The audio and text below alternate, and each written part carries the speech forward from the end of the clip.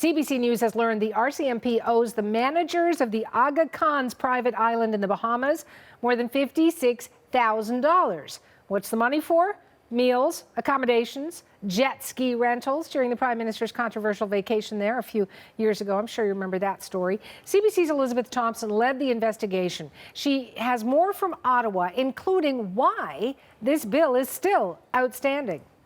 That's a very good question, Suhana, and part of it all begins with the Prime Minister's choice to make a very unusual decision when it came to his vacation in the Christmas time of 2016-2017.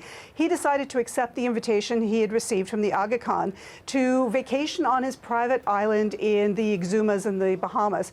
And from that flowed a whole bunch of problems for the federal government, because when you're Prime Minister, you can't just sort of like hop on a plane with your family and, you know, the same way the rest of us can. There's security to be concerned. There are logistics. There is equipment that has to go along with the Prime Minister to make sure that he can communicate with the rest of the world at all times. And that's sort of hard when you're choosing a private island where you can only reach it via the Aga Khan's private helicopter, or you can reach it with seaplanes and boats and combinations of the above. So when the RCMP had to undertake this mission to protect the Prime Minister as he was going to the private island, there were various logistics that they had to work out. There are no hotels to stay in. There are no restaurants to buy food in.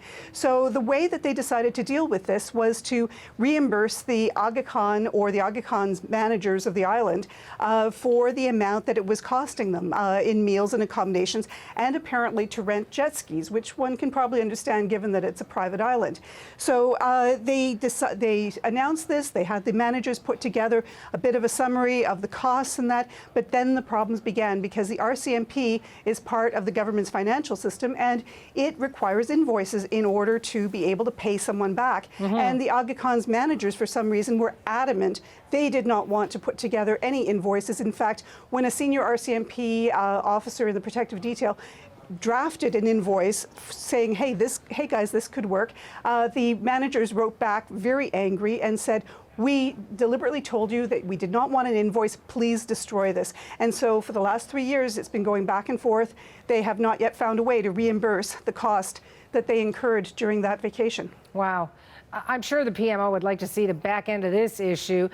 Is there anything more coming on it, though? Well, the first thing that's been coming this morning is reaction, and it has been coming fast and furious. For example, here's what NDP leader Jagmeet Singh had to say on his way out of caucus this morning. I think, like many Canadians, I was troubled when I first learned about the ethics violation, the fact that Mr. Trudeau was caught violating that. I think really what it speaks to is a disconnect with what Canadians are going through. I think that Mr. Trudeau's got a lot to answer for. He should answer to these questions. He created this problem in the first place and is found to breach the ethics code.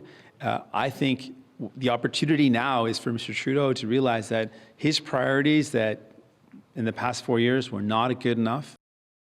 Now, others have been taking to Twitter to react. The Conservative MP Peter Kent, who used to until recently be the ethics critic for the Conservatives, he had called in May for the RCMP to investigate Justin Trudeau for this trip, because there is a clause in the criminal law, the criminal code, that says you can, if you're a government official, you cannot receive a benefit from someone who is doing business with the government. So Peter Kent, in his tweet, said, "Criminal investigation of PM's illegal vacation still in order. So review of our previous lobbying commission decision." Now, that's a reference to a federal court case, which will be back in court on December 12th. There is some question as to whether the Aga Khan may have violated Canada's lobbying laws. The initial decision from the lobbying commissioner is, hey, he didn't get paid. Democracy Watch contested that, saying he did get a benefit. His foundation, which deals with the government, his Centre for Pluralism, which deals with the government, did get benefits and from dealing with the government. And so that goes back in court to the Federal Court of Appeal on December 12th, and it could open a whole new set of problems for the government.